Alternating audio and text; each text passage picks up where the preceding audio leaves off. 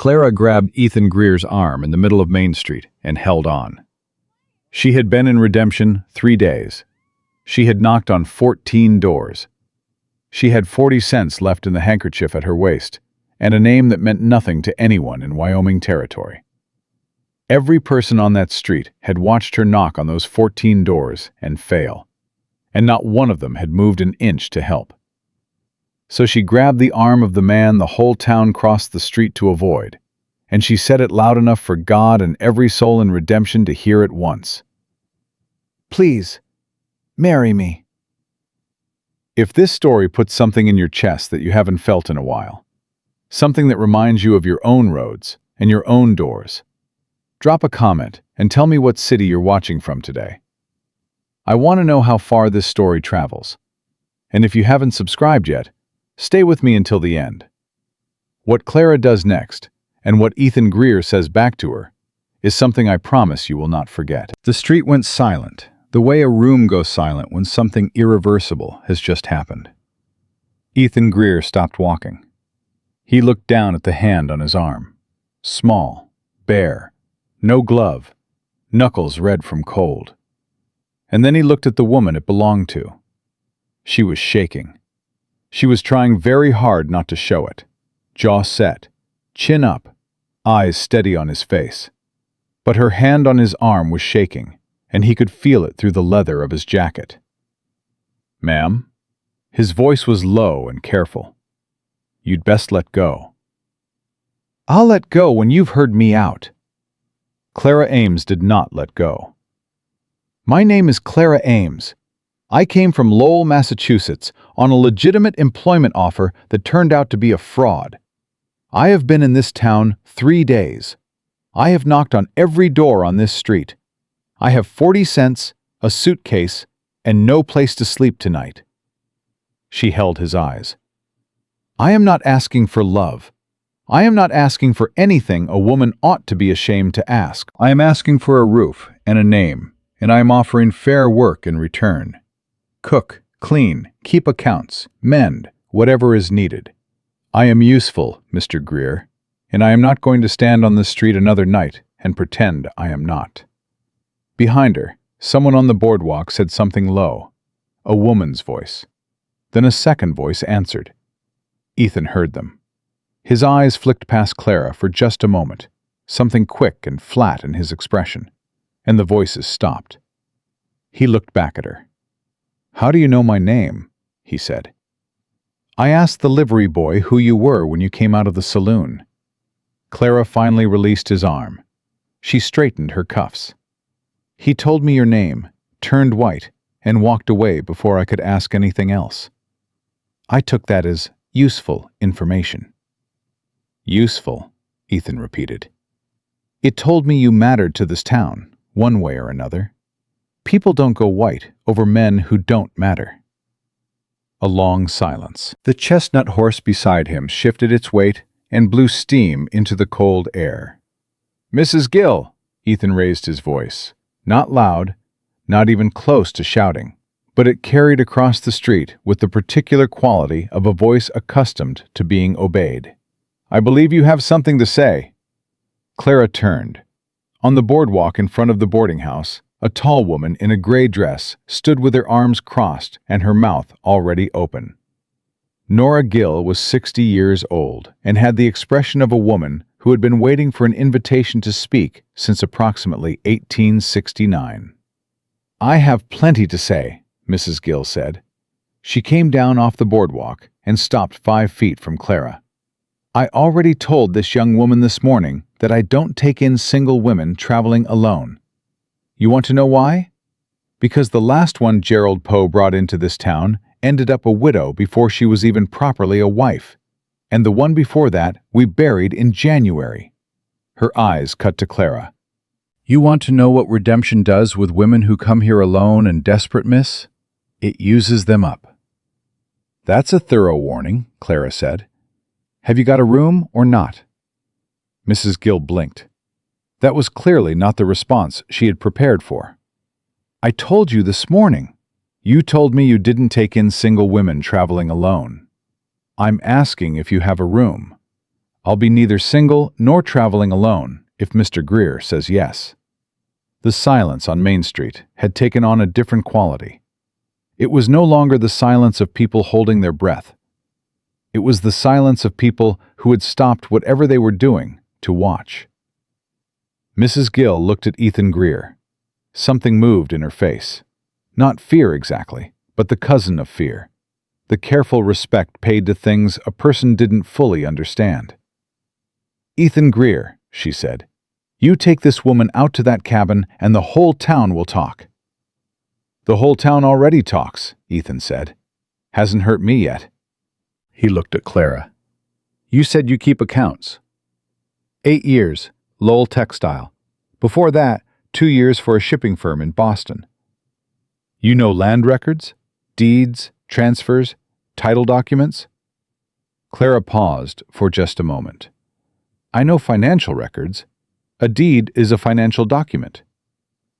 Something shifted in Ethan's expression. Barely there, but Clara was a woman trained to see small movements in columns of numbers, and she saw it. "There's a diner on 2nd Street," he said. "Hattie's. You go in, you tell her I sent you. She'll feed you. I'll be there in 20 minutes. He handed her the horse's reins. "Take him to the post. Don't let him bite you." "Does he bite?" "Not usually, but he doesn't know you yet." Clara took the reins. The horse turned one large dark eye toward her and considered. She looked back at it steadily. It looked away first. She heard Mrs. Gill say something sharp and quiet to Ethan as she walked away, and she heard Ethan say nothing in return. Hattie's smelled of coffee and rendered fat and old wood. 4 tables, a counter, a wood stove putting out serious heat, and an old woman behind the counter who looked up when Clara came in and looked back down again at whatever she was frying without changing her expression at all. "He sent me," Clara said. Hattie set a cup on the counter. "Sit anywhere." Clara chose the table in the back corner, facing the door. She wrapped both hands around the cup when it came and tried to remember the last time she'd been warm. The coffee was strong enough to stand a spoon in. She drank it and watched the door. Ethan came in at exactly 20 minutes. He sat across from her without taking off his hat and said, "Tell me what happened." She told him. The advertisement in the Denver Post. Position available. Redemption Land Office. Wyoming Territory. Salary $12 monthly. Respectable boarding arranged. Inquiries to Gerald Poe. Address given, care of the Redemption Post Office. The letters. 5 of them over 3 months. Each one precise and professional. Written on paper with the official Territorial Land Office seal at the top. The instructions to wire her first month's salary as a good faith deposit to hold the position, which she had done, $41. Everything she had saved in 2 years of working after Daniel died, and the bills were paid. Gerald Poe, who did not exist. The land office, which had no record of him. The Western Union clerk, who was very sorry. She said all of it in the flat, controlled voice she had developed for delivering information she could not afford to feel while she was delivering it. And Ethan listened without interrupting, his hands flat on the table in front of him, his eyes on her face. When she finished, he was quiet for a moment. "The letters," he said. "You still have them?" "In my suitcase." "The seal on the letterhead. Describe it." Clara closed her eyes, pulled up the image the way she pulled up numbers. Eagle with wings extended, words around the border. Wyoming Territory, Office of Land Records.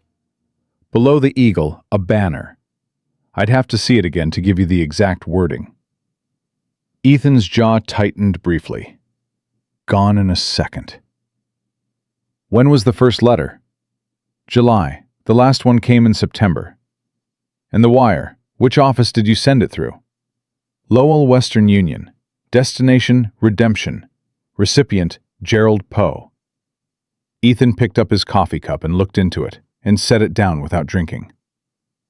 Gerald Poe cleared out of Redemption in August, he said. Whatever address he gave for the wire was forwarded. The money never came through this office.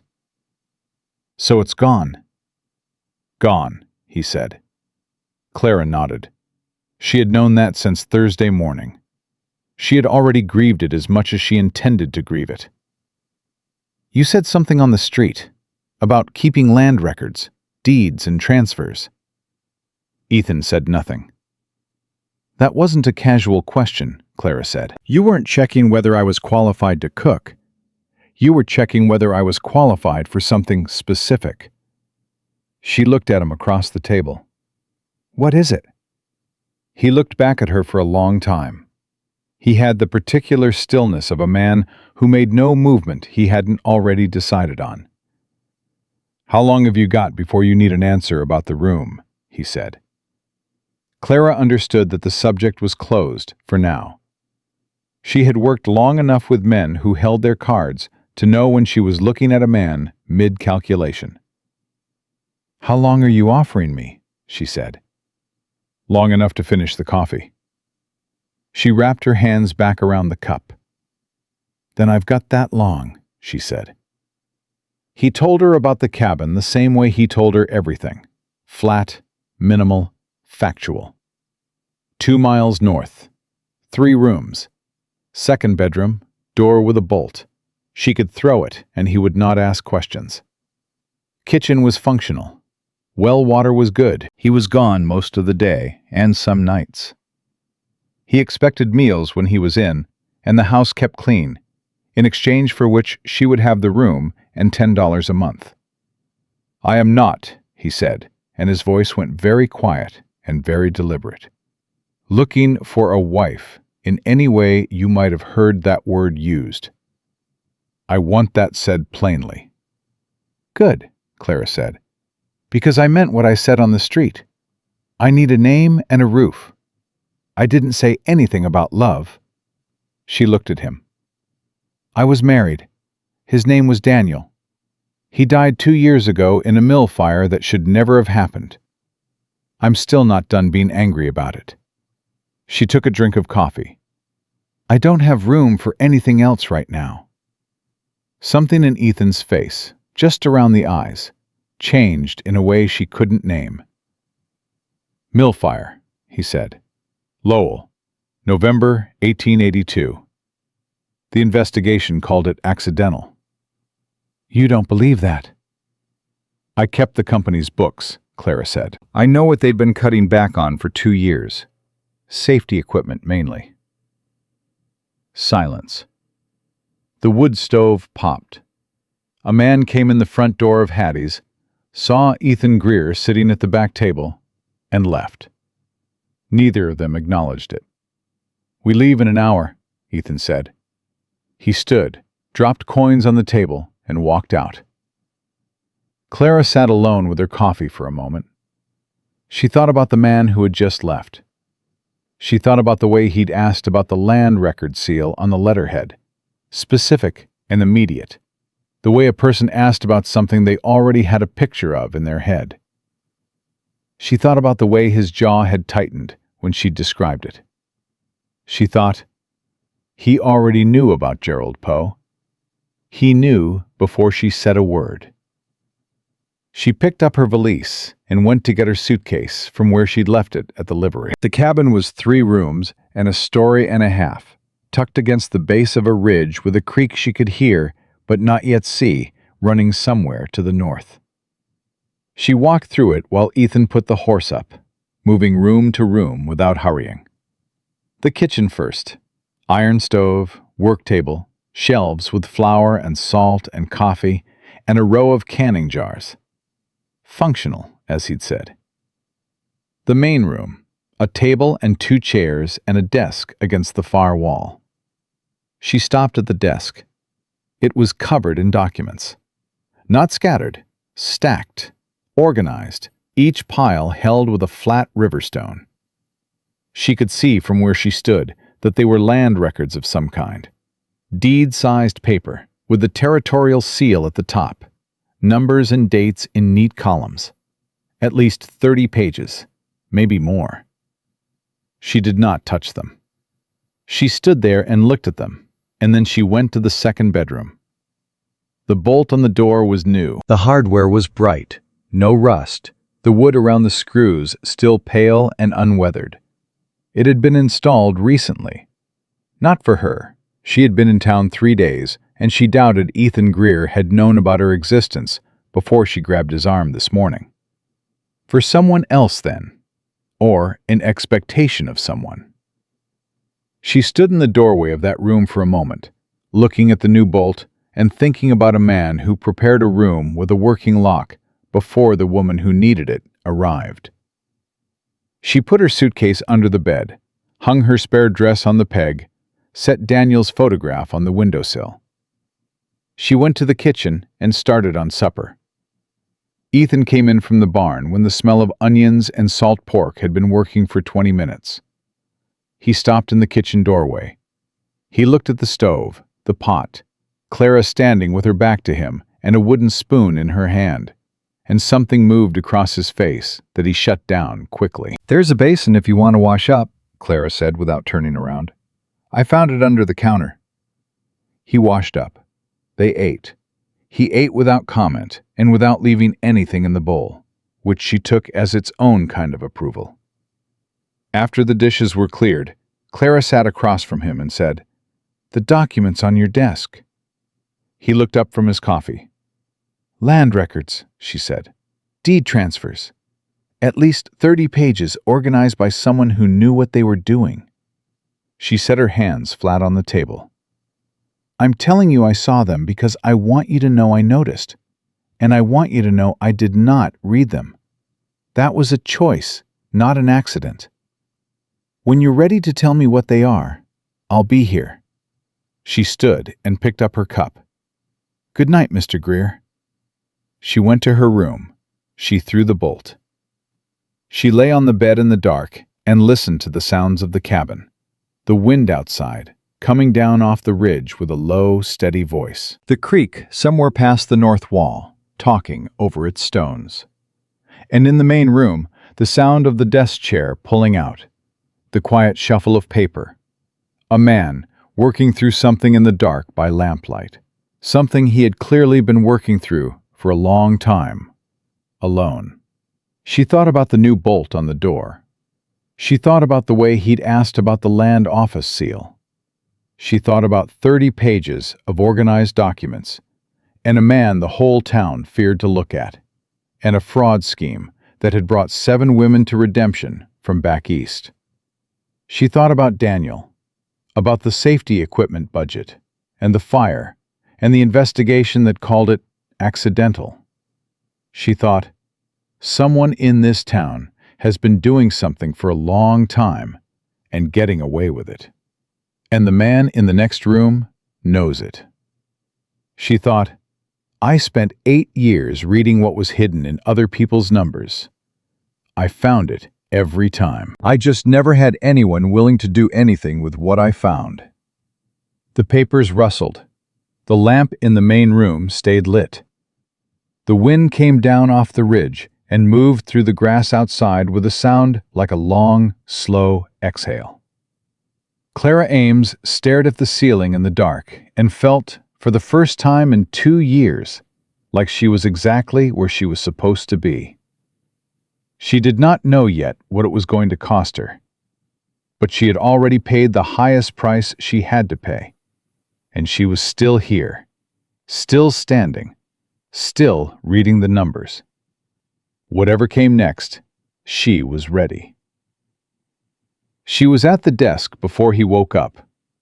Clara had not planned it that way. She had lain in the dark until the lamp in the main room went out and the cabin went quiet. And then she had lain there another hour, listening to the wind and the creek and the particular silence of a house with one other person in it. And somewhere around 3 a.m, she had stopped pretending she was going to sleep and got up. The documents were right where they had been. 32 pages, she counted now, organized into 4 stacks, with the river stones holding them flat.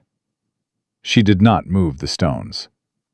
She pulled the lamp close, turned it up, and bent over the first stack with her hands behind her back, reading without touching, the way she had learned to do in the mill office when she needed to see something without leaving evidence that she had seen it. The first page was a deed transfer. Parcel 14, Section 7, Crockett County, Wyoming Territory. Transferred from one James Arthur Hollis to the Redemption Land Development Company on the 14th of March, 1882. Signed by the County Land Registrar. Witnessed, sealed. Clara read it twice. Then she read it a third time. Then she carefully lifted the river stone from the second stack and began reading through from the top. She did not hear Ethan's door open. She did not hear his boots on the floor. The first she knew he was there was when he spoke from directly behind her left shoulder. "You throw the bolt, and then you pick my lock." Clara did not jump. She straightened slowly and turned around. He was dressed, or close to it, boots on, shirt on but not buttoned at the collar, hair not yet settled under the hat he was holding in one hand. He had clearly been awake a while before he came out. His eyes were sharp and fully present. "I didn't touch anything," Clara said. "I moved one stone. I'll put it back." "I can see you moved it." He looked at the desk, then at her. "What did you find?" "What did I find? Or what do I think I found?" "Both." Clara turned back to the desk. She pointed at the first stack. "Deed transfers, 14 of them, all recording land changing hands from private individuals to something called the Redemption Land Development Company. Dates ranging from March 1882 to June of this year." She moved her finger to the second stack. "These are the originals, or they're meant to look like originals. Same parcels, same dates, same registrar seal." She looked at him over her shoulder. "Except they're not the same." Ethan came to stand beside her at the desk. He was close enough that she could feel the warmth off him in the cold of the early morning. "Show me." "Here." She pointed at the first transfer document, and then its corresponding page in the second stack. "Parcel 14, James Hollis. Same parcel number, same transfer date, same registrar signature. But the acreage is different. The original records 320 acres. The copy records 280. 40 acres missing. 40 acres added somewhere else, most likely." Clara pointed to the third stack. "I haven't read those yet." Ethan reached past her and picked up the top page from the third stack. He held it in the lamplight. His jaw set. He set it back down. "The 40 acres were transferred to Parcel 22 in a separate transaction," he said. 8 months later. Sold at full market rate to a private buyer." "Who?" Ethan looked at her. He had the expression of a man deciding how much weight a floor would hold before he put his full weight on it. "A man named Harlan Voss." Clara filed the name. "The lawyer." "Among other things." Ethan set down the page and stepped back from the desk. He put on his hat. "How long did it take you to see the discrepancy?" "In the acreage? About 4 minutes." Clara put the riverstone back on the second stack, precisely where it had been. "If I had the original land office registry to cross-reference, I could map every altered document in this pile in under 2 hours." Ethan was quiet for a moment. "There's a coffee pot on the stove," he said, "and a half a corn pone left from yesterday." "I'll make breakfast." "You don't have to." "Mr. Greer." Clara picked up the lamp and turned it down. "I have just read 32 pages of what appears to be systematic land fraud conducted against at least 14 families in this county. I need hot coffee, and I need to think. And making breakfast is how I think. So I'm going to make breakfast." She went to the kitchen. She heard him stand at the desk for another moment, then follow. They ate in the way they had the night before, quietly, without performance. But the quality of the quiet had changed. It was the quiet of two people thinking about the same thing from different angles, and both of them knowing it. 14 families, Clara said, when her plate was half cleared. "These are real people." "Yes." "Some of them still in the county?" "Some." Ethan wrapped both hands around his coffee cup. "Some left.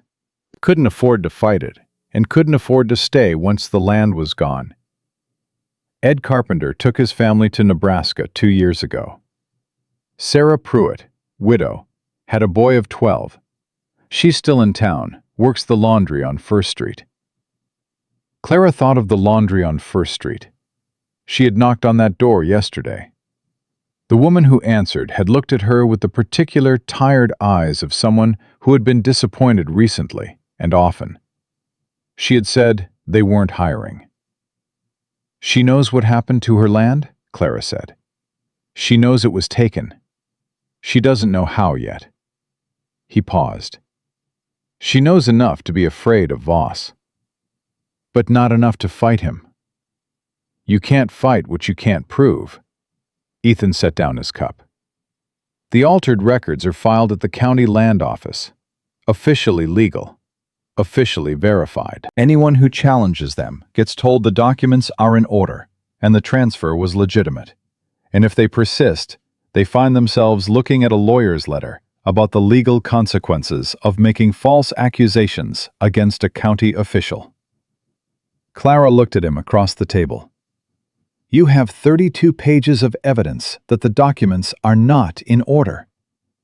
"I have 32 pages of copies that I pulled from the land office before Voss had the access list changed." Something moved in Ethan's face. Flat, controlled anger. The kind that had been sitting cold for a long time. "I'm one man, Miss Ames, and I'm not exactly the man this town trusts to tell them what's true." "Why not?" He looked at her steadily. "That's a longer conversation." "Then we'll have it when we have time." Clara pushed back her chair and began clearing the plates. "What I want to know right now is this. The registry. The original land office registry you mentioned. Where is it?" "Locked in the county records room, 3rd floor of the courthouse. Keys held by the registrar and the county judge, both of whom are connected to Voss in ways I can document and ways I can't." Clara stood at the basin with a plate in her hands and thought. She thought the way she thought through account discrepancies, not from the obvious entry, but from the edge, from the small anomalies that didn't announce themselves. "The registrar signs the transfer documents," she said. "Does he also maintain the registry log, the handwritten record of all transactions?" "Different clerk handles the log." "Who?" Ethan was quiet for just a beat too long. "You know who," Clara said. "Young man named Price. Robert Price. He's been with the land office 3 years. He does what he's told, and he keeps his head down, and he has a mother in town and a younger sister he's trying to get through school." Another pause. "He brought me 2 of those documents, the ones in the 4th stack." Clara turned around. "He knows." "He suspects. He doesn't want to know more than he suspects." Ethan stood, carried his cup to the basin beside her. "He's 23 years old, and he knows what happens to people in this county who ask the wrong questions." "What does happen?" Ethan held her gaze for a moment. "Gerald Poe," he said, "was not just running a mail fraud scheme for his own benefit. He was specifically recruiting women with financial and clerical experience from back east. Every woman he brought to redemption had some skill that would have been useful in a land office. Accounting, record-keeping, document drafting." He paused. "Every one of them arrived broke and desperate and in need of protection. And the person positioned to offer them that protection was Harlan Voss." Clara set down the plate very carefully. "He was recruiting clerks," she said. "Poe was recruiting clerks for Voss, women who'd be grateful enough and isolated enough to do what they were told and not ask questions about what they were doing." Ethan's voice was flat. "Yes." The kitchen was very quiet. The wind had died down outside, and the creek filled the silence, steady and indifferent. "And the woman who died in January," Clara said. "The one Mrs. Gill mentioned." Her name was Margaret Frayne. She was 31 years old, came from Cincinnati, had 6 years keeping books for a textile exporter. Ethan looked at the window. She took the position Voss offered. When she realized what the records she was handling were, she went to Sheriff Pickett. His jaw tightened. She was found in the creek 3 days later. Ruled accidental. Clara stood very still. "I want you to understand something," Ethan said. He turned from the window and looked at her directly, and the steadiness in his eyes had something underneath it now, something that cost him something to let her see. "I did not bring you out here to put you in that position. I offered you a room because you needed one, and because Gerald Poe's operation is my fault. Not directly, but close enough. I've known about Poe for 8 months, and I couldn't move on him without moving on Voss, and I wasn't ready." He paused. "What's on that desk is my problem, not yours. You are here for the roof and the $10. That's all." Clara looked at him for a long moment. "Margaret Frayne came from Cincinnati," she said. "I came from Lowell. My husband died in a fire that should never have happened, in a mill that had been cutting back on safety expenditure for 2 years.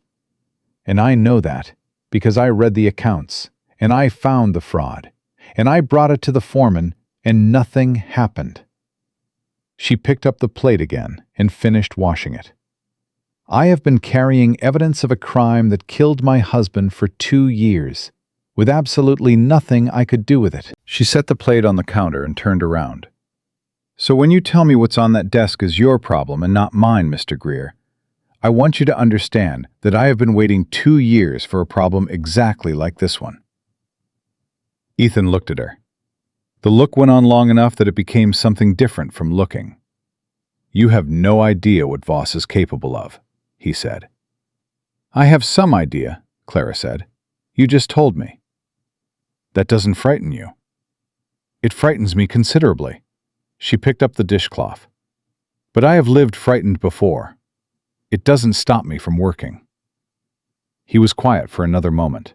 Then he said, "After I get back this evening, I want you to sit down with a full set of documents, all 4 stacks. I want you to tell me what you see." "I'll start now," Clara said. "You'll have a written summary by the time you get back." Something in his expression shifted. Small, quick, the way things shifted in his face when he was adjusting a calculation. "I don't have a second pen," he said. "I brought my own." He almost said something to that. She could see it arrive and get reconsidered. He picked up his hat from the table and walked out. She was halfway through the second stack when she heard the horse on the road, moving away toward town. She turned up the lamp and kept reading. She had filled 4 pages of her ledger by the time the knock came at the door. Clara set down her pen. She went to the door and opened it without thinking, which she realized, as soon as she saw who was standing on the porch, had been careless. The man was perhaps 50, heavy in the shoulders, with the kind of face that had been handsome once, and now carried the settled authority of money and the practice of not being questioned. His coat was good wool, town coat, not a working coat. His boots were clean. He had a hat in his hands, and he was turning it by the brim in a slow, careful circle. "Miss Ames," he said.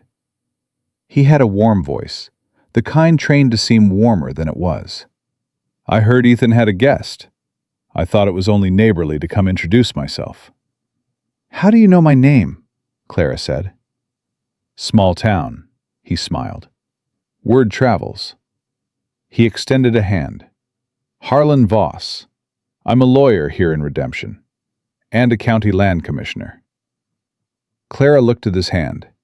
She did not take it. "Mr. Greer isn't here," she said. "I know."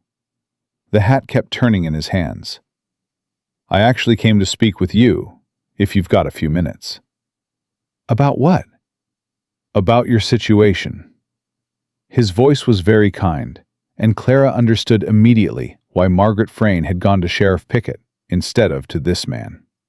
You could not go to this man, because this man's kindness was itself the danger. I heard about what happened with the land office position. Terrible business. Gerald Poe did real harm to some real people, and I want you to know the county takes that seriously. He paused. I may have something that could help you. A clerical position, actual this time, with wages and proper boarding in town. Nothing like what that fraud promised, but honest work. Clara kept her hand on the door.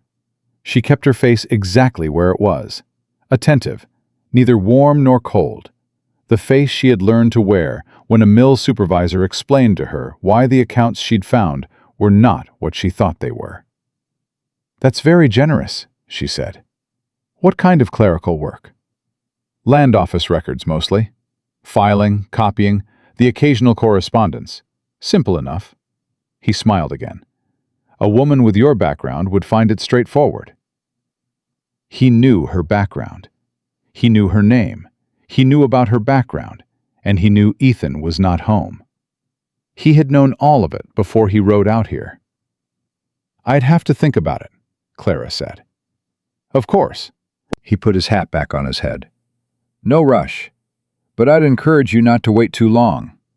Ethan Greer is... He paused, choosing the word the way a careful man chose a tool.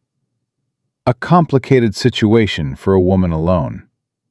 There are things about him in this county that you haven't had time to learn yet. Things that might affect your thinking. What kind of things? Boss looked at her for a moment, and behind the warm lawyer's face, something else looked at her too. Something that was making its own calculations.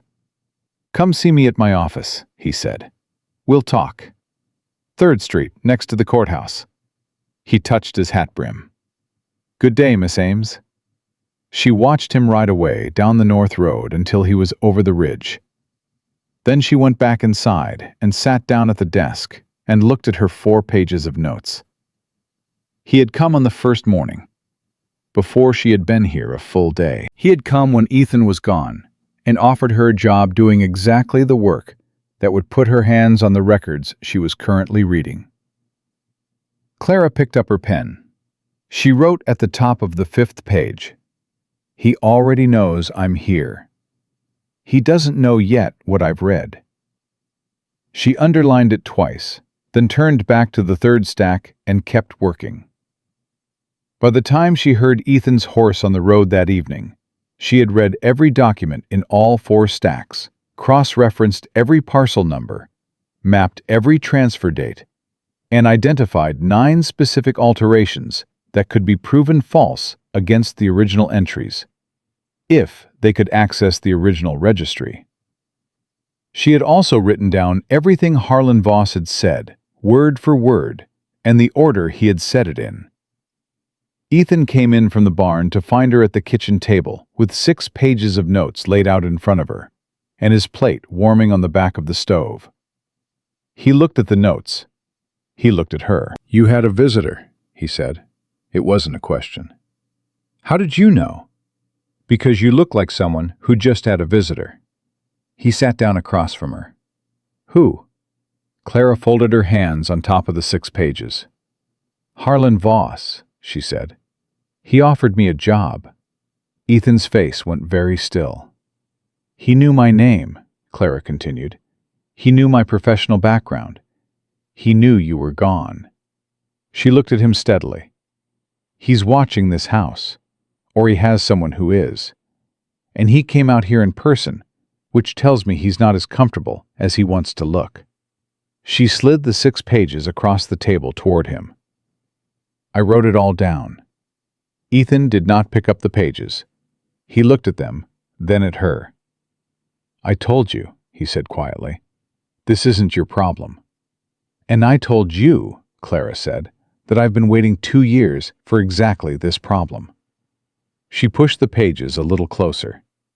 He made a mistake coming out here. He showed me what he's afraid of. And what he's afraid of, Mr. Greer, is me sitting at this desk, which means I'm already closer to useful than he wants me to be. Ethan looked at her for a long time. Outside, the creek ran over its stones in the dark, and the wind moved through the ridge pines with a low and steady sound, and somewhere far out across the grass, something called once, and went quiet. He picked up the 6 pages and started reading.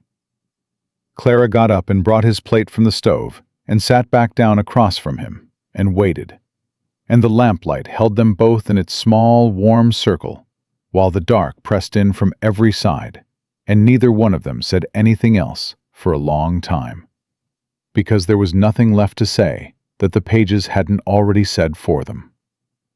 Ethan read all 6 pages without stopping. He read them the way Clara had watched him do everything, completely still, no expression she could name, giving nothing back. When he finished the last page, he set them down in a neat stack and picked up his fork and ate 3 bites before he spoke. "You wrote down the exact words he used," he said. "In order. I wrote them down as soon as he left. This part here," Ethan tapped the 3rd page without looking up, "where he says there are things about me in this county you haven't had time to learn yet. He say anything else about that?" "No. He stopped there and waited to see what I'd do with it." "What did you do?" "I asked him what kind of things." Ethan looked up. "He told me to come to his office," Clara said. 3rd Street, next to the courthouse." Ethan set down his fork. He picked up the 3rd page and read that section again, slowly. Then he put it back in the stack and aligned all 6 pages with the edge of the table and sat back. "He's done this before," he said. "The offer first, then the warning about whoever the woman is staying with, then the meeting in the office where he explains that the safest thing for everyone is for her to take the position, keep her head down, and not ask questions about what she's filing." He paused. Margaret Frayne turned him down 3 times before she went to pick it. Did she have anyone helping her? Anyone who knew what she'd found? Ethan's jaw tightened. "No." Clara looked at him. "You knew her?" It was not a question, and he did not treat it like one. "I knew of her," he said. "By the time I knew what was happening, she was already in the creek." He said it flat, the way he said everything. But something underneath the flatness had weight. "I'd been working the documents for 3 months when Poe brought her in. I wasn't watching close enough. I should have been." The kitchen was quiet. Clara did not offer him absolution because she didn't think he wanted it, and she didn't think he'd earned it yet either. What she said instead was, "Then let's not make the same mistake twice." He looked at her for a moment. Something moved in his face that she was beginning to recognize. The slight adjustment of a man recalibrating what he thought he knew. "The registry," Clara said. "The original handwritten log. If I can see the original entries, I can build a complete map of every alteration in your document set. Every fraudulent transfer, every acre skimmed, every forged signature. A case that no lawyer in Cheyenne can argue around." She folded her hands on the table. "You said Robert Price brought you 2 of the documents. He has access to the records room." "He has access to the records room and a mother in town and a sister he's putting through school," Ethan said. "I'm not going to be the reason something happens to a 23-year-old kid." "I'm not suggesting you be." Clara picked up her pen and pulled a fresh page toward her. "I'm suggesting I go talk to him." "No." "He won't talk to you. You said yourself." "I said no." Ethan's voice didn't rise, but it sharpened in a way she hadn't heard from him before. "Voss came out here this morning. He knows you're here. He knows what you can do, and he's already deciding what to do about you. You walking into the land office and talking to his clerk the day after he rides out here is not subtle. And subtle is the only thing keeping this alive right now." Clara looked at him. "So what do we do?" "We think before we move." He stood, carried his plate to the basin.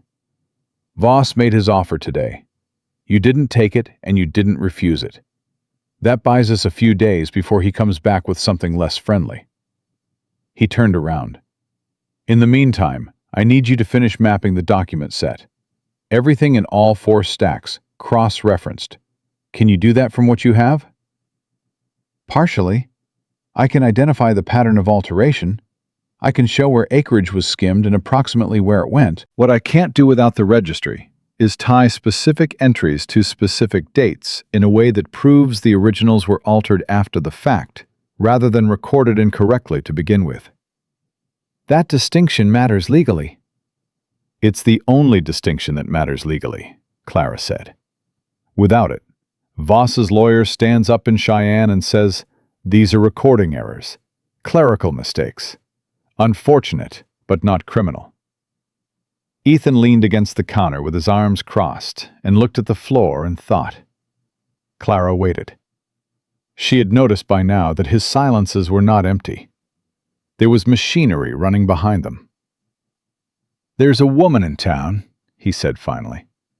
"Sarah Pruitt. She does laundry on First Street. I knocked on her door. She didn't let you in.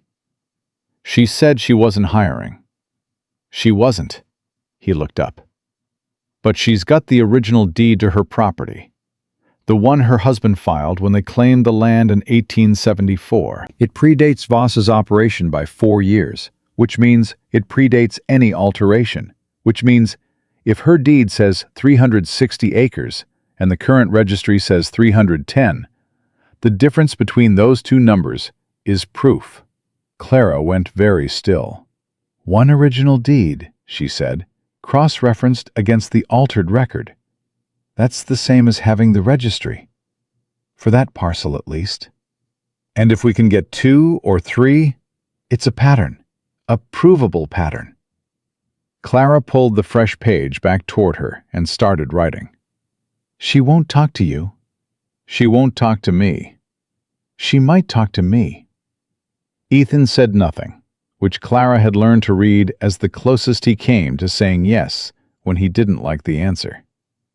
"I'll go in the morning," Clara said, "to do laundry." "You're going to do laundry?" "I have laundry," she said, "and so do you, unless you've been washing your own shirts out here alone, which, based on the state of that shirt, I doubt." He looked down at his shirt briefly, and then back at her with an expression that was not quite offended and not quite amused, and was the most human thing she had seen on his face yet. "Take Molly," he said. "She's slower than the chestnut, but she won't give you trouble on the road." "Which one is Molly?" "The gray one. She'll try to stop at the creek crossing. Don't let her." Clara wrote that down too, at the bottom of the fresh page, and he saw her do it, and this time the expression was definitely almost amused. She took Molly into town the next morning with a canvas bag of laundry tied to the saddle, and Ethan's 2 shirts added to her own without asking him. Molly did indeed try to stop at the creek crossing. Clara clicked her tongue, pressed her heels in gently, and kept them moving. Main Street was busier than it had been on her first day. A wagon unloading at the general store, 2 men talking outside the assay office, a boy sweeping the boardwalk in front of the hotel. Heads turned when she rode past. She looked straight ahead and kept her pace even. She tied Molly at the post on First Street and went into the laundry. It was hot inside, heavy with steam and the smell of lye soap, and the woman behind the washboard did not look up when the bell jangled.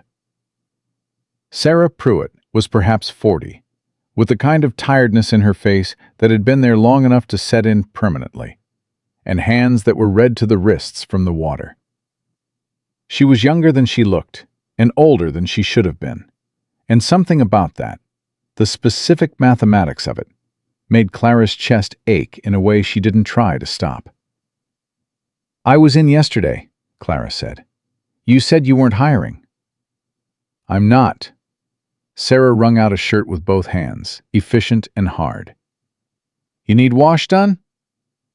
"I do." Clara set the bag on the counter. "And I need a few minutes of your time, if you're willing." "My name is Clara Ames. I'm staying out at the Greer place." Sarah's hand stopped.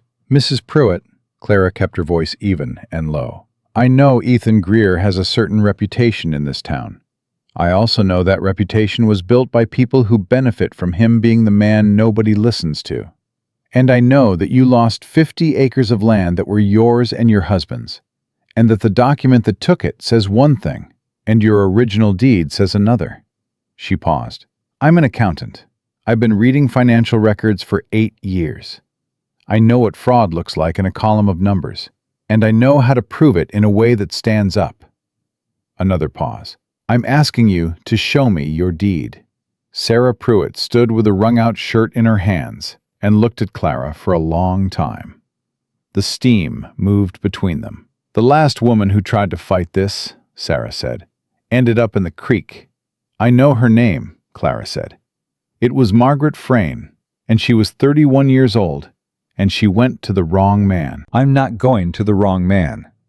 Voss owns the sheriff and the registrar and the county judge. He doesn't own a federal circuit court in Cheyenne. And that's where this is going, if I can build a case that can't be argued away." Clara held the woman's gaze. "I'm not asking you to do anything that puts you at risk. I'm asking to see a piece of paper that already has your name on it, and your husband's name on it, and the date you claimed land that was yours." Sarah's jaw worked. She set the shirt down on the washboard. "Wait here," she said. She came back from the back room with a tin box, the kind people kept documents in, dented and smoke-stained and clearly very old. She set it on the counter and lifted the lid and took out a folded paper and held it for a moment without giving it to Clara. "My Caleb filed this in 1874, she said. "Took us 3 years to prove up on it. 3 years of sod house and bad winters, and 1 year the creek flooded and we lost everything we'd planted." She looked at the paper in her hands. "He died of fever in 1880. He never knew what they did to it." "I know," Clara said quietly. "I'm sorry." Sarah handed her the deed. Clara unfolded it on the counter and read it carefully, twice. Then she took her pen from her coat pocket and her small notebook and wrote down 4 numbers: the parcel designation, the section, the total acreage, and the filing date. She folded the deed back exactly as it had been and put it back in Sarah's hands. 360 acres, Clara said. Filed September 14th, 1874. Sarah's eyes were very bright. "That's right. The current county record shows 310. "I know." Sarah's voice was steady and very tired. "I went to the land office 2 years ago when I found out. The registrar showed me the file. He said the record was clear.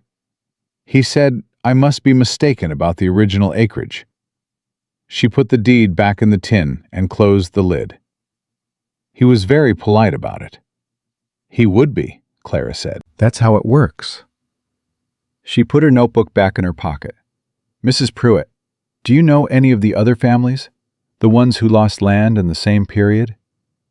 Sarah looked at her. "Ed Carpenter's in Nebraska. The Hollis boy is still in the county, out east near Kerrville. Jim Pruitt, no relation to me, he's got a place on the South Road." She paused. "There are others. People don't talk about it because talking about it in this town gets you a visit from a very polite man who explains why you're mistaken. Would you talk to them? Would they talk to me? Why would they trust you?" Sarah said it without cruelty, just a straight question from a woman who had learned to ask straight questions. "They wouldn't yet," Clara said, "but they'd trust you. And I'm asking you to trust me, which I know I have not yet earned." She picked up the canvas bag. "I'll come back Thursday for the laundry.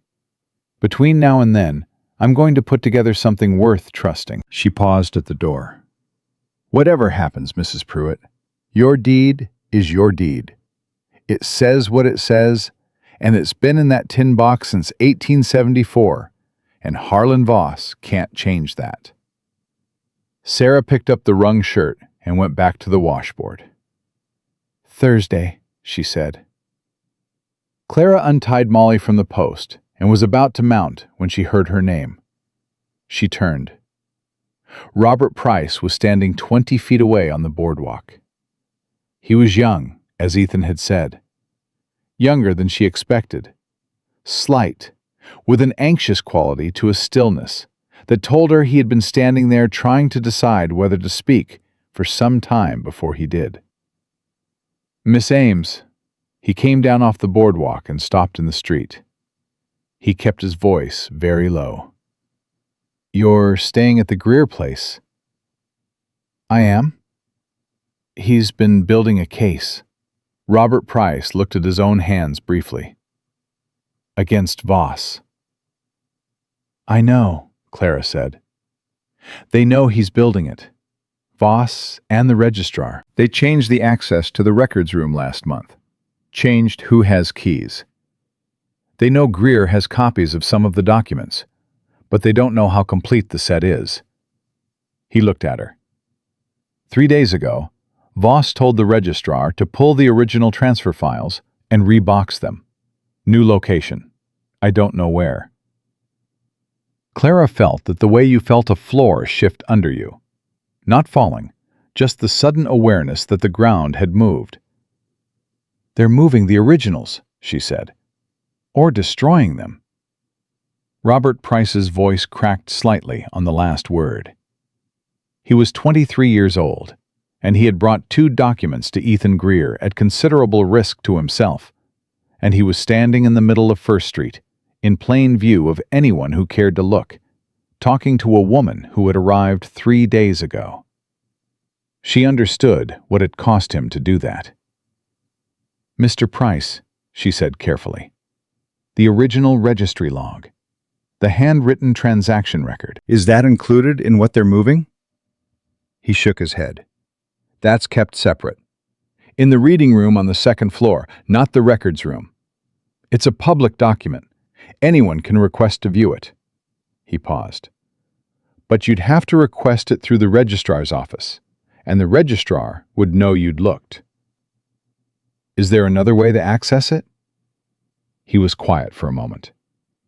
Public viewing hours are 8 to noon Monday through Saturday. You sign the request log, they bring you the volume, you sit at the reading table. He looked at her steadily. If you sit at the east end of the reading table, and you bring your own paper for notes, and if the clerk on duty is the one who works Tuesday mornings, he takes his break at 9:30 and he's gone 20 minutes, and he doesn't lock the cabinet when he leaves because he's done it 1,000 times and nothing's ever happened. Clara looked at him. She did not say anything for a moment. "What's your sister's name?" she said. He blinked. "Martha. She's 17. What does she want to study?" "Medicine," he said, and then looked slightly surprised that the word had come out. "Good," Clara said. "That's a fine thing to want." She took Molly's reins and mounted. "Mr. Price, whatever you've done and whatever you do from here, you should know that Margaret Frayne deserved better, and so did every family on those parcels." She gathered the reins. "Tuesday morning," she said, 8 o'clock. She did not look back. She kept Molly at an even pace down First Street and onto the North Road, and didn't push her until the town was out of sight behind the ridge. Then she let the mare move, and the cold air hit her face, and she thought about moving originals and 20-minute breaks, and a girl in Nebraska named Martha Price who wanted to study medicine and would need the world to make a little more room for her than it currently intended to. She thought about Daniel. She thought about the compensation column, and the fire, and the foreman who smiled. She thought about how she had found the fraud and had nowhere to take it. She was not going to let that happen again. Ethan was mending the corral fence when she rode in. He straightened when he saw her face. "What happened?" he said. "Sarah Pruitt has her original deed. 360 acres, filed 1874. The current county record shows 310. Clara dismounted and handed him Molly's reins. "And Robert Price found me on First Street. They're moving the original transfer files, possibly destroying them." She looked at him. But the registry log is in the public reading room. Available for viewing Tuesday mornings, 9:30, 20 minutes, unlocked cabinet. Ethan held Molly's reins and looked at her. The afternoon light was behind him, and she couldn't read his expression fully. But she could read the quality of the stillness that came over him. It was different from his usual stillness. It was the stillness of a man who had been fighting uphill for a very long time, and had just seen, for the first time, a level stretch of ground. "You got all that in one morning?" he said. "I went to do laundry," Clara said. He stood there for another moment, with the reins in his hand, and something working behind his eyes that he wasn't putting into words. Then he said, "Come inside. Tell me everything, in order." She followed him in, and she told him, in order, and he listened, and when she was done, he sat across from her at the table, and looked at his hands, and was quiet for a long time. "Price took a real risk talking to you in the street," he said. "I know. Voss may already know." "I know that too." Clara poured coffee into both cups. "We have until Tuesday morning. That's 4 days to prepare. I need to know everything you know about those documents, everything you know about the pattern of alteration, and everything you know about Harlan Voss, and how he built this, and who else is in it with him." Ethan wrapped his hands around his cup. He looked at her across the table. "That's a long night," he said. "Then we'd better start," Clara said. She pulled her ledger toward her and opened it to a fresh page. And Ethan began to talk, and outside the window, the sun went down behind the ridge, and the dark came on, and the lamp burned between them, while the creek kept running in the dark with its old, indifferent song. And Clara Ames wrote down every word. They worked through most of the night. Ethan talked and Clara wrote, and by the time the lamp burned low, and the creek outside had gone from murmur to whisper in the deep quiet of 2 a.m, she had 11 pages of notes in her ledger, and a picture in her head that was complete enough to make her hands want to shake. Harlan Voss had been county land commissioner for 6 years. Before that, he had been a territorial land agent in Colorado, where, Ethan said flatly, the same pattern had run for 4 years before he left. The fraud was not complicated. It was not supposed to be complicated. It worked precisely because it was simple. Shave acreage from the transfer records in small amounts. 10 acres here, 50 acres there. Amounts small enough that a family checking their original deed against the county record might assume a recording error rather than theft. Accumulate the shaved acreage on paper. Quietly consolidate it under the Redemption Land Development Company. Then sell it at market rate to buyers who never knew where the land came from. The buyers were real. The sales were legal. By the time any of it could be questioned, the money had moved twice, and the paper trail had 3 legal transactions between the fraud and the cash. "The Land Development Company," Clara said. "Who owns it?" On paper, 2 men, a businessman in Denver named Alcott, and a silent partner listed in the territorial filings as J. Rourke. Ethan turned his coffee cup in his hands. "J. Rourke does not exist. I spent 2 months trying to find him." "Voss." "Almost certainly, but without piercing the corporate filing, I can't prove it. And the territorial filing office is in Cheyenne, which means Voss has to know someone there too," Clara said. "Or he doesn't, and that's the gap." Ethan looked at her across the table. If the Cheyenne filing was done without cover, if he felt safe enough there to not need cover, then J. Rourke's registration documents might have a real address, a real signature, something that can be traced. Clara wrote it down. She underlined it. "Tuesday morning," she said. "I get the registry log. I map every altered entry against the parcels in your document set. I build the complete transfer record from original to current. That, plus Sarah Pruitt's deed, and any other originals we can collect from the other families. She looked at her notes. How many of the 14 families are still in the county? 6, maybe 7. I need to talk to them. After Tuesday, Ethan said.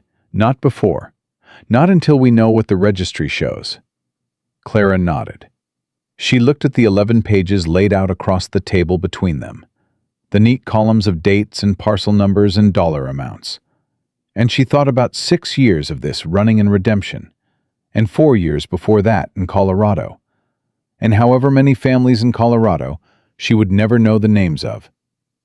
And she let herself feel the full weight of it for exactly 10 seconds, before she folded it back down and picked up her pen. Tell me about the registrar, she said. His name and how long he's been with Voss. Ethan told her. She wrote it down. They kept going. She slept 4 hours and was up before him, which she was learning was not easy to do. When she came out of her room with her ledger and her pen case, he was already at the stove, and there was coffee made, and he looked at her with a particular expression she had come to recognize as his version of asking if she was all right. Not in words, just a quick assessment, a waiting. I'm fine, she said, which was true enough. You should eat before we talk through Tuesday. I'll eat while we talk through Tuesday. He made eggs. She made a plan. They sat across from each other in the early morning light, and she walked him through it step by step, and he listened and asked questions in the flat, precise way he asked everything. And twice he caught something she'd missed, and she corrected it and wrote the correction in the margin, and did not waste time being annoyed that she'd missed it. The clerk on Tuesday morning, Ethan said. Price said he takes his break at 9:30. 20 minutes. 20 minutes is enough to read the relevant entries, but not enough to copy them fully. I'm not going to copy them fully, Clara said. I'm going to copy the entry dates, the parcel designations, and the recorded acreage for every transaction in the relevant period.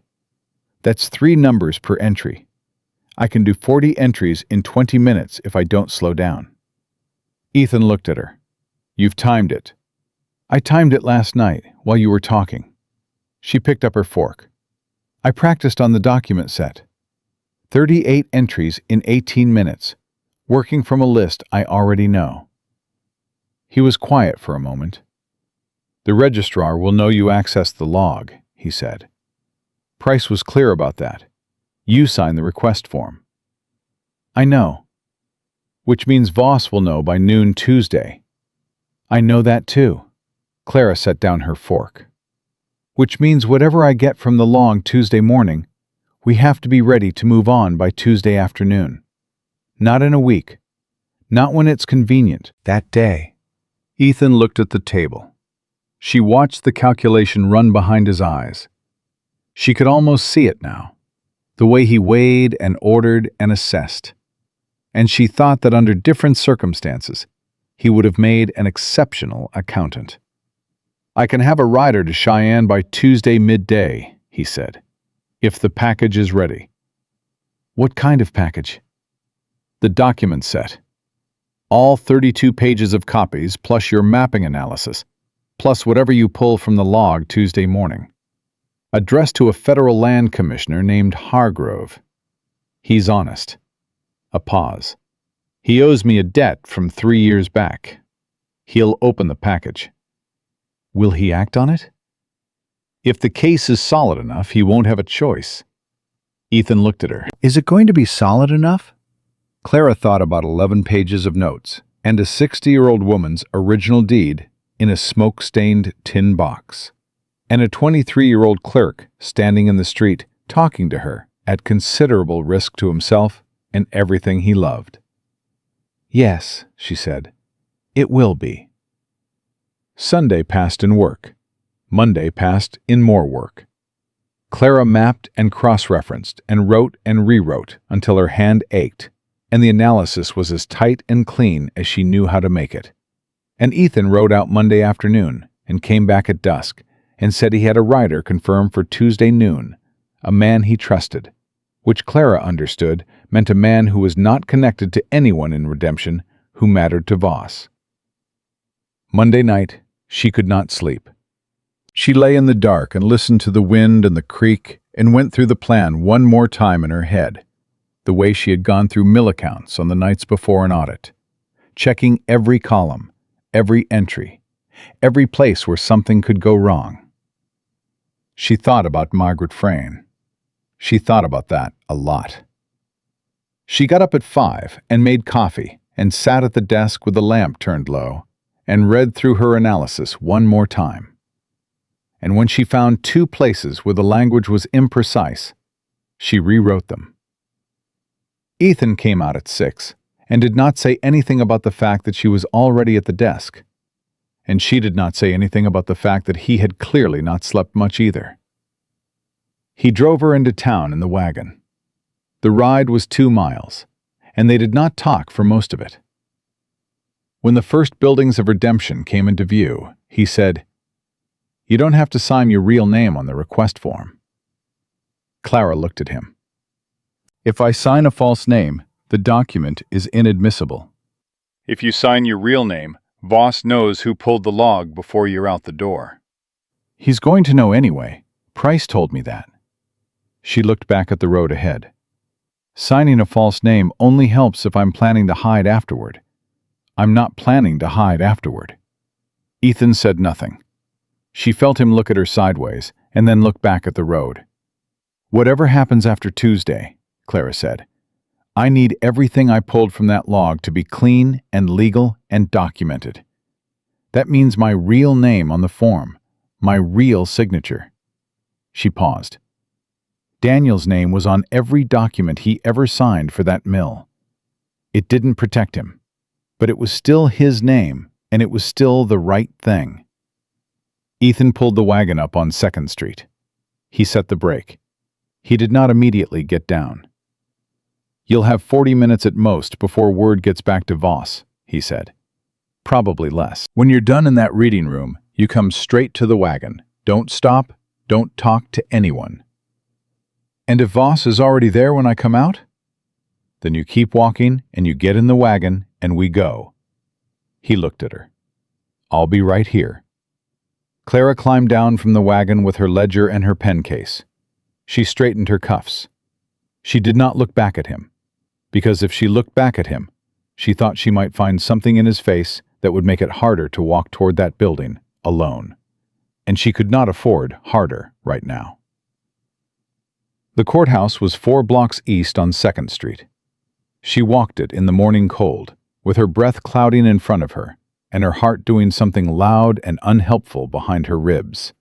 And she kept her pace even and her eyes forward.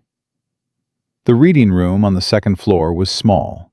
3 tables, bookshelves on 2 walls, a cabinet against the 3rd. The clerk was young, younger than Price, with the look of someone who had been told to look official and wasn't entirely sure how.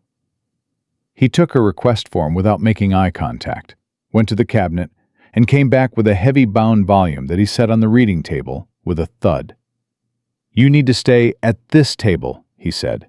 "No removing pages, no ink on the volume itself." "Of course," Clara said. She sat at the east end of the table, the way Price had told her. She opened her ledger to a fresh section and uncapped her pen and opened the registry volume to the index. She found the relevant period in 4 minutes. January 1882 through August 1884. She began reading entry by entry, her pen moving fast and small, 3 numbers per entry, date, parcel, acreage. The numbers were there. Every transaction Ethan had copies of was in the original log, and the acreage in the original log was different from the acreage in the altered copies. Every single time, without exception. She kept writing. The clerk sat at his desk near the door and turned the pages of something and did not watch her. The clock on the wall moved. 8:45. She was on her 22nd entry. 9 o'clock. 31st entry. 9:15. 43rd entry. She turned a page in the log. 44th. At 9:28, the clerk stood up, said, Back in a few minutes, to no one in particular, and went out the door. Clara did not change her pace. She kept writing. 48th entry. 49th. There were two more she needed, the two largest transactions, the ones Ethan had flagged as the clearest examples because the acreage difference was too large to attribute to clerical error. She found the first one, wrote it, found the second. She was 2 numbers into the second entry when the door opened. It was not the clerk. Harlan Voss came in unhurried, hat in hand, turning it by the brim in that slow, careful circle she remembered from the porch. He was alone. He looked at her at the reading table with her pen in her hand and the open registry volume in front of her, and he smiled the warm lawyer's smile. "Miss Ames," he said, "what a coincidence." Clara finished writing the number. She capped her pen. She closed her ledger with her notes inside it, and set her pen case on top of it, and put her hands flat on the table in front of her, and looked at him. "Mr. Voss," she said. He sat down across the table from her without being invited. He set his hat down and folded his hands, and looked at her with an expression of patient, pleasant concern, and she thought about Margaret Frayne, sitting across from this man with this expression, and no one waiting in a wagon 4 blocks away. "I wanted to follow up on our conversation," he said, "about the position. You hadn't come to my office, and I was concerned perhaps I hadn't explained the offer clearly."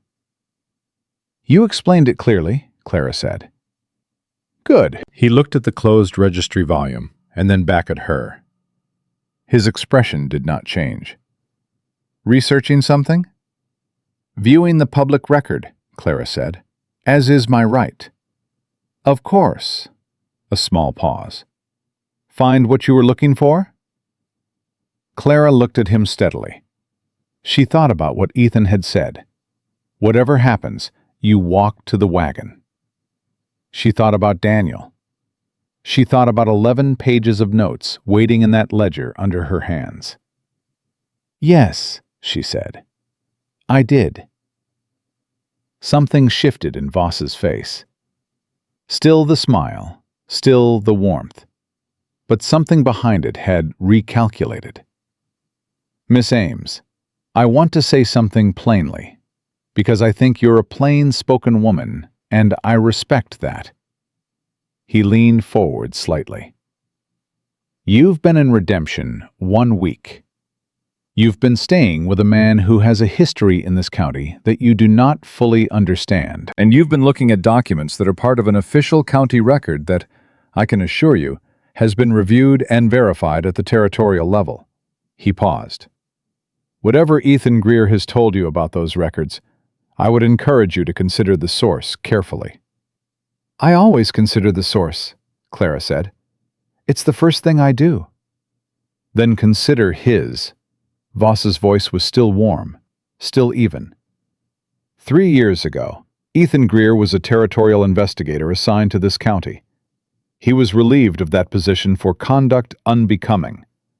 The investigation into that conduct is sealed, but I can tell you that the people who made the decision to relieve him were not men who did such things lightly.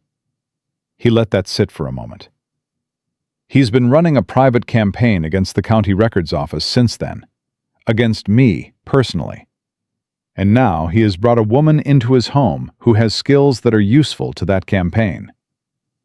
Another pause. "I would simply ask you to think carefully about whether you are being helped or being used." The room was very quiet. Clara thought about Ethan at the desk, reading her 6 pages of notes. She thought about the bolt on the bedroom door, installed before she arrived. She thought about the way he had said, "I wasn't watching close enough," when he talked about Margaret Frayne. Not, "I couldn't have known," not, "It wasn't my fault," but, "I wasn't watching close enough," which was the thing an honest man said. "Mr. Voss," she said. She picked up her ledger and her pen case and stood.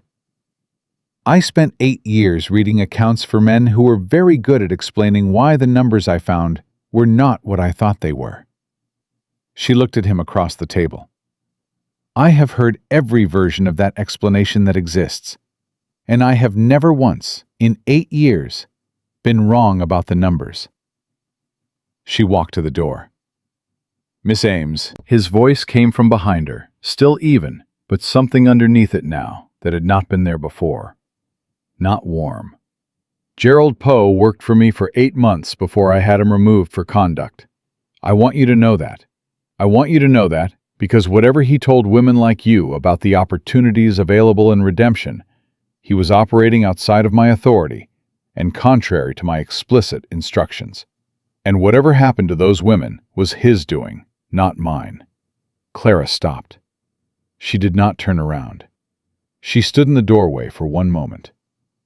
Gerald Poe is gone, she said. Margaret Frayne is in the ground, and the rest of us are still here. She walked out. The stairs were 12 steps down to the ground floor. She counted them. The street outside was bright and cold, and she turned west toward 2nd Street and walked without hurrying, without looking back, without changing her pace even when she heard the courthouse door open behind her. She did not know if it was Voss or the returning clerk or someone else. She did not look. Ethan was in the wagon where he had said he would be. He saw her face when she turned the corner, and he had the brake off and his hand out before she reached him. She took it and climbed up and sat, and he put the horse in motion immediately, smooth and fast, without appearing rushed. He was there, Ethan said. He was there. Clara pressed the ledger against her chest with both arms. I got everything, all 51 entries. He didn't say anything for half a block. Then he said, Are you all right? Yes, she meant it. He tried to tell me you used me, that you brought me out here because you needed someone with my skills. A pause. Did you believe him? No. She looked ahead at the road, the buildings thinning as they reached the edge of town.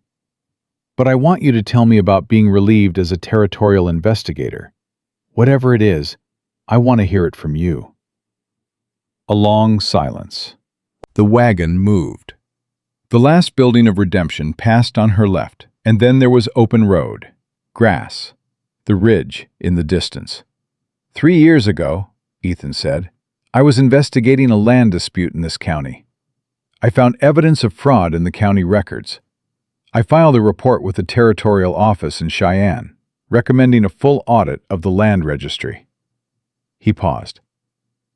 2 weeks later, I was called to Cheyenne and told the report had been reviewed and found to contain unsubstantiated allegations against a prominent county official, and that my conduct in filing it without sufficient evidence constituted a breach of investigative protocol. Voss had someone in the Cheyenne office, Clara said. Voss had someone in the Cheyenne office, Ethan confirmed. I was given the choice to retract the report or be formally investigated for misconduct. I refused to retract it. Another pause. So they investigated me for misconduct, found enough small procedural violations to justify relieving me, and sealed the record. And you came back here. I came back here, with copies of everything I'd found, and I've been building it since then. He looked at her sideways. I did bring you out here because you have skills I needed. I want that said plainly. I offered you the room because you needed it, and because Poe's scheme was connected to what I was building. But I also knew what you were the minute you told me you kept accounts. He looked back at the road. That is the truth of it. All of it. Clara sat with that for a moment. The wagon moved. The ridge got closer. All right, she said. All right. You told me plainly. That's what I asked for. She looked at the road ahead. Now let's talk about getting this to Cheyenne. Because Voss is going to move today. Whatever he was waiting for before, he's done waiting. Ethan's jaw set. The rider leaves at noon. Then we have 3 hours. Clara opened her ledger on her lap and uncapped her pen. "Drive faster," she said. He drove faster. She wrote. The ridge came up and fell behind them, and the cabin appeared in the valley below, and the creek caught the morning light where it ran between the willow banks, bright and cold and fast and absolutely indifferent to the weight of what was riding in that wagon toward it. 2 people and 51 numbers, and the long overdue accounting of what this county owed to the families whose names Clara now knew by heart. The names she had written down and would not forget. Not ever. Not for the rest of her life. They had 3 hours. She was going to use every minute. The writer's name was Cole Duggan, and he was gone before noon with the package wrapped in oilcloth and tied twice. Addressed to Federal Land Commissioner Hargrove in Cheyenne, in Clara's precise handwriting. She stood on the porch and watched him go over the ridge, and then she went back inside and sat down at the desk and waited for what she knew was coming. It came at 3 in the afternoon, not Voss himself. 2 men she didn't recognize, driving hard down the north road, stopping at the corral fence. Ethan was already on the porch when they pulled up, and Clara stood in the doorway behind him and watched. Greer. The taller one had a deputy's badge, recently polished. Sheriff Pickett wants a word. Sheriff Pickett knows where I live, Ethan said. He can come have a word himself. He's asking you to come to town. I reckon he can keep asking. Ethan's voice was the same flat, unhurried thing it always was. Tell him when he's got a legal reason to require my presence, I'll be there. Until then, I've got fence to mend. The deputy looked past Ethan to Clara in the doorway. His gaze stayed there a moment too long. Ma'am, he said without warmth. Deputy, Clara said. They rode back the way they came. Ethan watched them to the ridge, then turned and came inside and closed the door. How long do we have? Clara said. Depends on what Voss tells Pickett to do. He sat down at the table. If he pushes Pickett to move on us legally, a day, maybe 2. He'd need a warrant and a judge, and the judge, even bought, takes a little time. He looked at her. If he decides to move without Pickett, tonight. Clara absorbed that. The package is already gone. The package is already gone, Ethan confirmed. Whatever happens here doesn't change what Hargrove receives. But if we're not here to answer questions, then it's one voice telling the story instead of 2. He looked at his hands on the table, the rope-burn scar on his right wrist catching the afternoon light. Hargrove is honest, but he's careful. He'll want to interview us before he acts. If Voss gets to him first with the misconduct file, and there's nobody to counter it, then we need to be in Cheyenne, Clara said. Or we need someone else in this county telling the same story we are, loudly enough that Voss can't contain it. He looked at her. Sarah Pruitt. The other families. I told her I'd have something worth trusting before I came back to her. Clara stood. I have it now. She picked up her ledger and looked at him. I need the wagon. Ethan stood. I'll drive. You'll be recognized the moment you set foot in town. Every conversation I have will be about you instead of about the documents. She held his gaze. I need to do this part without you. A long silence. She could see him working against it.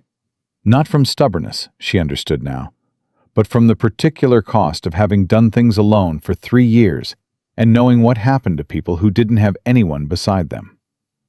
Molly's faster than she looks on the back road, he said. Takes you in on First Street, not Main.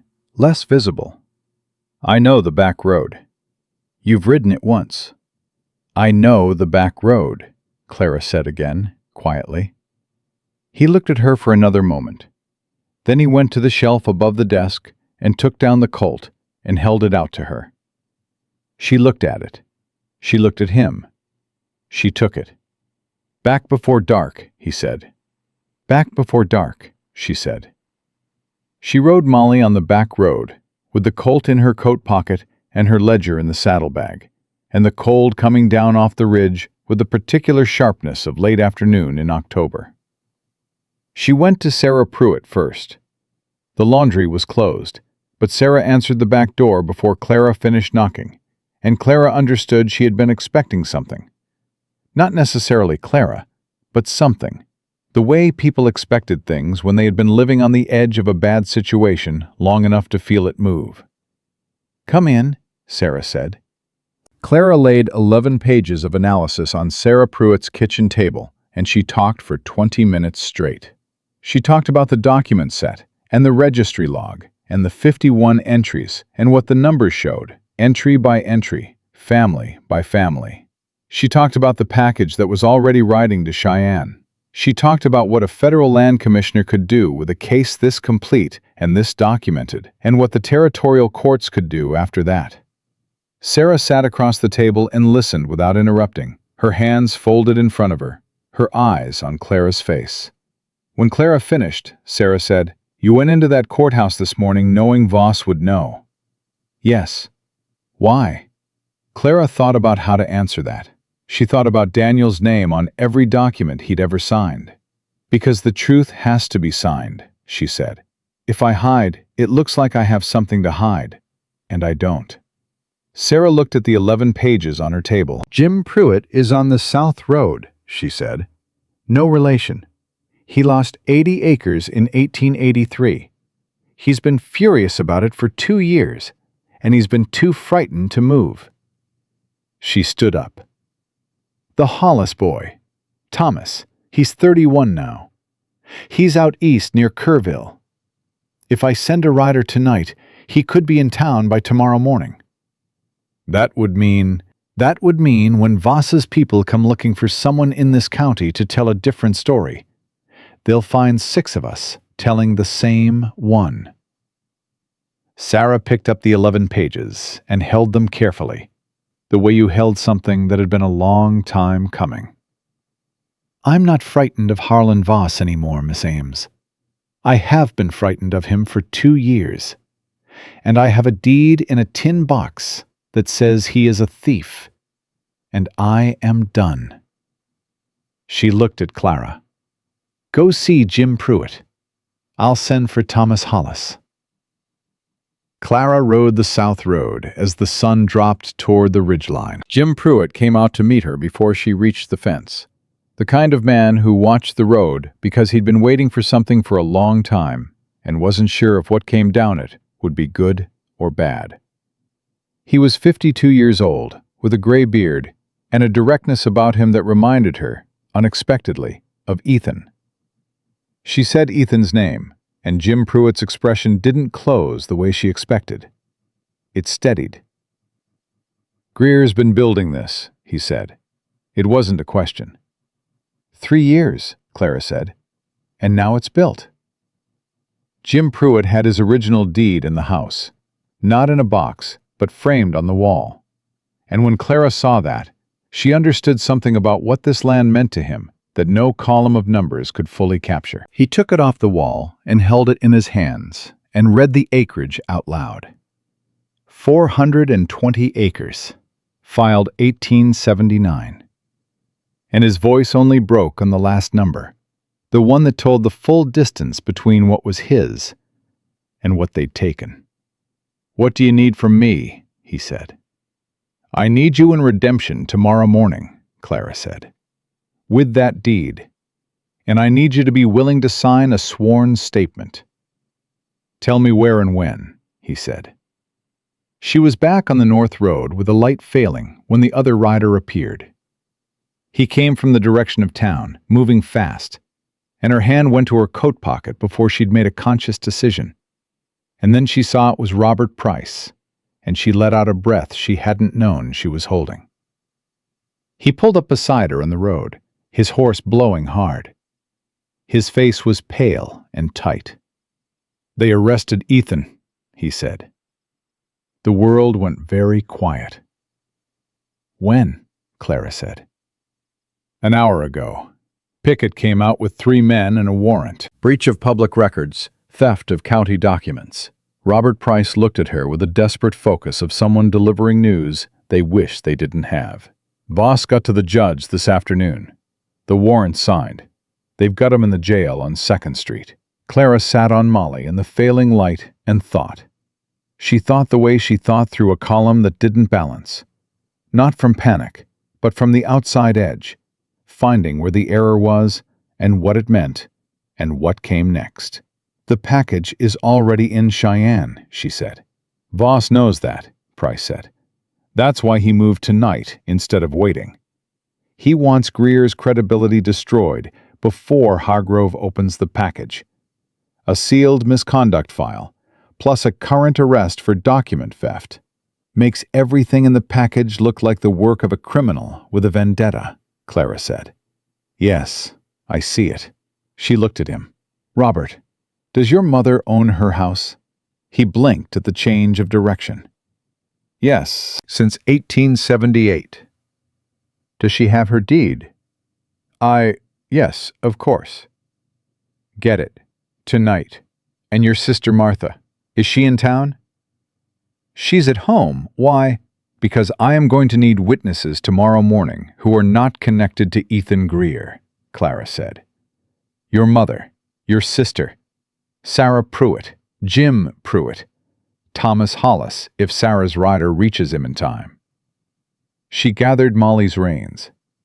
Robert, what you've done already has taken real courage. I need a little more of it.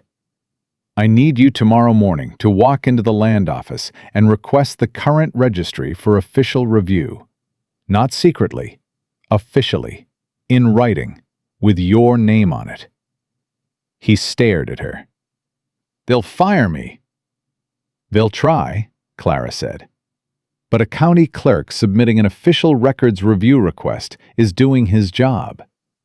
Fire him for it, in writing, and that document becomes part of the case.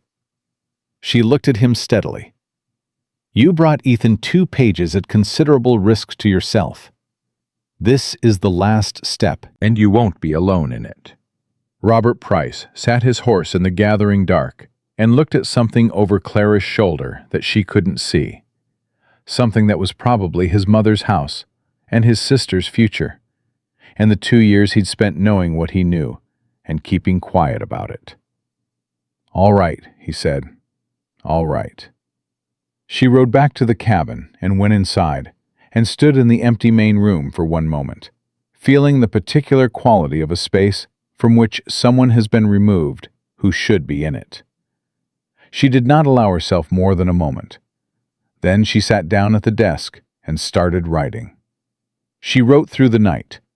She wrote the sworn affidavit of everything she had seen in the registry log, entry by entry, number by number, formatted the way she knew legal documents needed to be formatted from 8 years of watching lawyers read things and decide whether to act on them. She wrote a formal accounting analysis, tying every altered record in the document set to its corresponding original entry, showing the pattern of fraud across 6 years and 14 families, with the precision she would have applied to any set of accounts that needed to be presented to men who would look for reasons to dismiss it.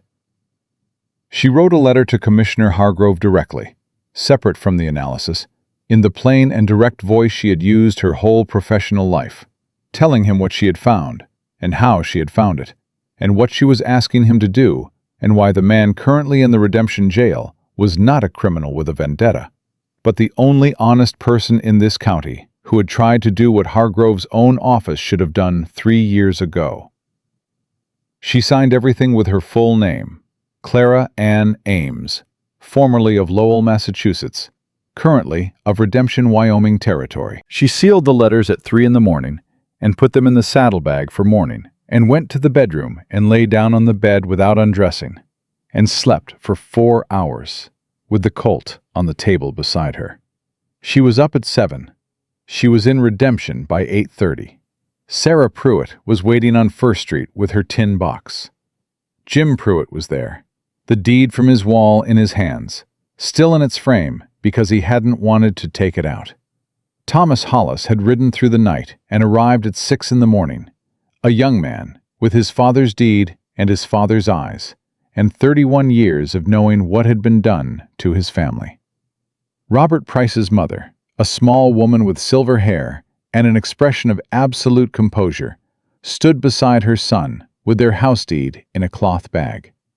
Martha Price stood next to her mother, 17 years old and not frightened at all, which Clara thought was the most important thing she'd seen in days. She looked at all of them on First Street in the early morning light, and she said, "Thank you, every one of you. Here is what we're going to do."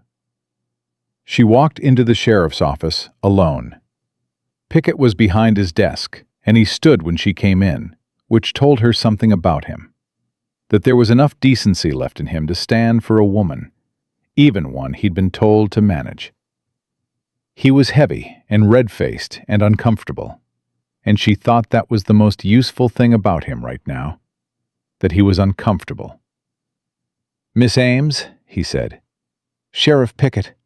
Clara set her saddlebag on his desk and took out the sealed letters, the affidavit, the analysis, and a list of 6 names. "I have outside on this street 6 residents of Crockett County, each holding an original land deed that contradicts the current county registry record for their parcel. Each of them is prepared to sign a sworn statement to that effect." She set the papers in front of him. "I have here a sworn affidavit from myself, documenting what I read in the public land registry yesterday morning, supported by a cross-referenced analysis of 32 county documents currently in evidence with a federal land commissioner in Cheyenne." She set the letters on top. "And I have here correspondence addressed to Commissioner Hargrove, which I am asking you, as the law enforcement officer of this county, to transmit to the Territorial Marshal's Office for forwarding, officially, with your name on the transmittal." Pickett looked at the papers on his desk. He looked at her. "Miss Ames, what Mr. Greer has been doing with those documents constitutes—" "What Ethan Greer has been doing," Clara said, "is the job your office should have been doing for 6 years. And I think you know that."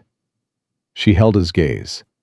"I think you have known something was wrong for a long time, Sheriff. And I think the reason you haven't acted is that you've been calculating the risk and concluding it was too high." She paused. "I am telling you the calculation has changed. There are 6 people on that street with original deeds. There is a complete case in a federal commissioner's hands in Cheyenne. There is a county clerk who filed an official records review request this morning under his own name." She paused. "The only question left is which side of this you're standing on when it resolves." Silence. The jail was through a door at the back of the office, and she could feel the weight of what was behind that door. The particular weight of knowing someone was in a cell who should not be. Pickett picked up the top letter, read the name on the front, set it down, picked up the affidavit. She watched his eyes move down the first page, slow and deliberate, and she watched the moment he reached the column of numbers, 51 entries, dates and parcels and acreage, clean and precise and completely irrefutable. He set it down. He looked at the wall for a moment. "Harlan Voss," he said, "has been in this county longer than I have." "I know," Clara said. "That's not a reason. That's an explanation. There's a difference." Another silence. Then Pickett opened his desk drawer and took out a ring of keys and stood up. "I'm going to release Greer on his own recognizance, pending investigation," he said. "The warrant was— the circumstances require review." He came around the desk. "You tell those folks outside to come in, and I'll take their statements personally." He went to the back door and unlocked it, and a moment later she heard his voice, and then she heard Ethan's, low and calm, already asking a question rather than making a demand, which was so entirely like him that she almost smiled. Ethan came through the door and stopped when he saw her.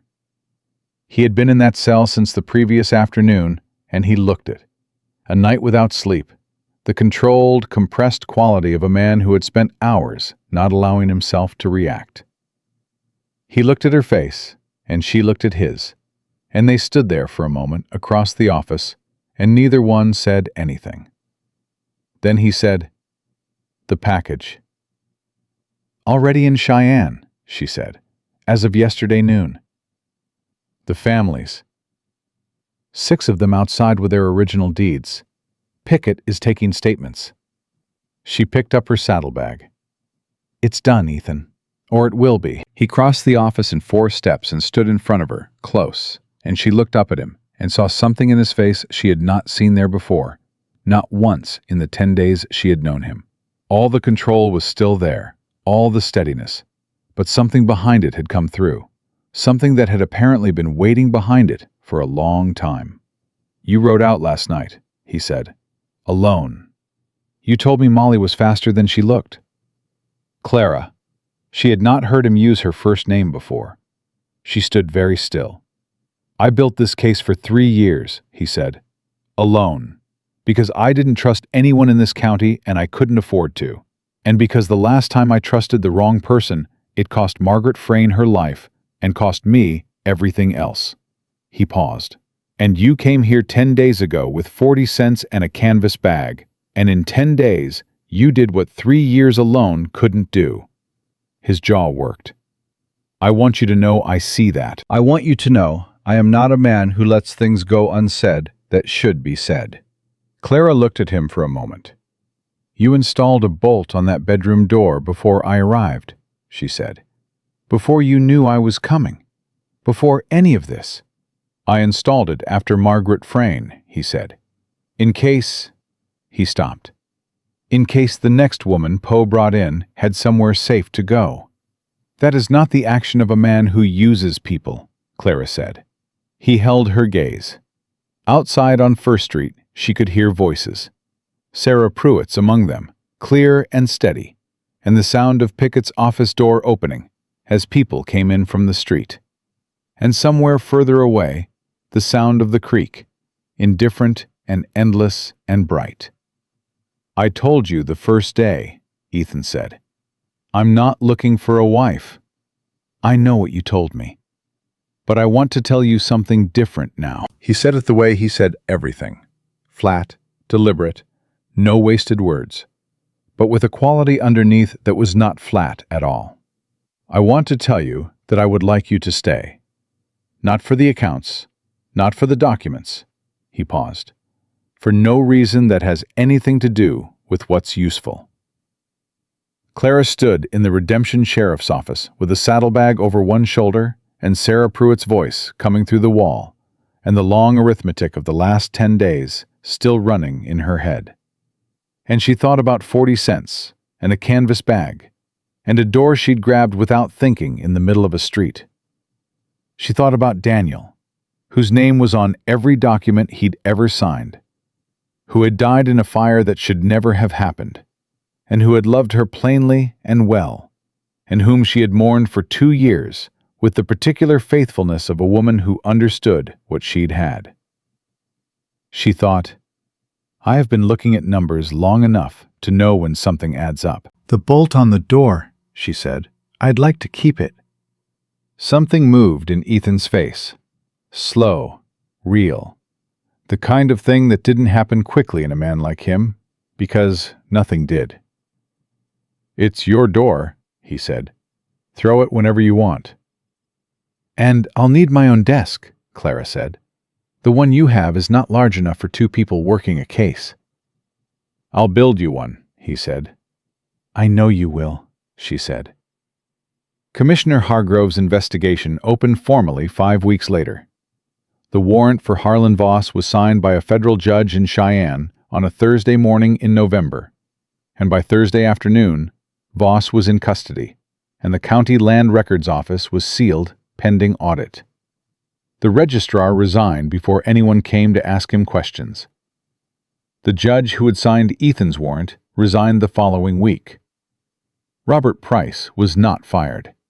He was, 6 months after the investigation concluded, appointed acting registrar while the county rebuilt its land office from the foundation up, which Clara thought was exactly the right outcome for a 23-year-old who had spent 2 years knowing what he knew and had finally found the moment to do something with it.